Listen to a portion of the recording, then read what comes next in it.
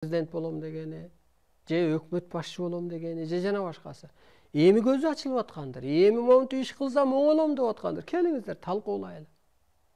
Биз саясат кеп кылып аткан жокпуз. Биз жол таап берели деп атабыз. Өстүрүп кутулталы деп атабыз. Куткарып кетели деп атабыз. Адамзаттын ооруп калгандарына, кыргыздын туңгуюкта турганына башчылар күнөөлүү. Эмоцияда жүрсө байкуш карапайым эл ооруйт да. Жок дегенде жан дүйнөсү бийиктеп кетсе эле оорудан кутулат эле. Бир күн келет, Кудай буйруса, кыргыз бир бурулган күнү. Бар тамагын көчөгө көтөрүп чыгып алып, кубанган, бирин-бири куттуктаган жана бир согуштан кайткандай. 9 майдагыдай кубанат. Себеби жолун тапканда.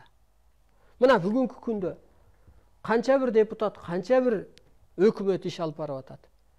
Чыгарган депутатыңды мыйзам иштебесе, ошончо айлык алса, кел андан көрө кубалап ийбейбиз. Не пайдасы бар? 120 депутат эмес, 120 даанышман адам отуруш керек. Сени байлыгыңа карап, мына азыр ким шайланыптыр? Базардын башчысы, Беш Сарынын. Кудай берген базардын башчысы, Дасмия кафесинин кызы, мисалга. Пулуна караппы? Жок, сени ошол район даанышман десе сени шайласын. Барбы сенде ошо даанышмандык, акылмандык? Ошол адамдар сатпайт. Ал адам кошомат кылбайт. Ал мушташса ошо иш үчүн, эл үчүн мушташар. Бирок акырында бир жыйынтыкка чыгат. Ал адамдар касиеттүү болот. Касиеттүү адам деп кимди айтабыз? Бардык адамдын тилин тап, анан иштеше билген адамды, жолун тапкан адамды касиеттүү дейбиз. Ал даанышман адам бир нерсени таап берет. Дүйнөнү өзгөртөт бул кыргыз акыры. Дүйнөнү туңгуюктан чыгарат.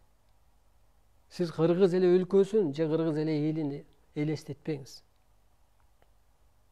Кыргызды жок кылууга күрөшпөңүз. Тетирсинче кыргызды дүйнөгө таанытууга аракет кылыңыз. Кыргыздын касиетин таанытууга аракет кылыңыз. Ошондо ааламдык кызматыңыз ушул болот. Кыргызды таанысаң анан өзүн тааныйт. Анткени ошо менен калыптанат. Улуулук адамдын сен тилин алсаң, жолун жолдосоң анан кутуласың да.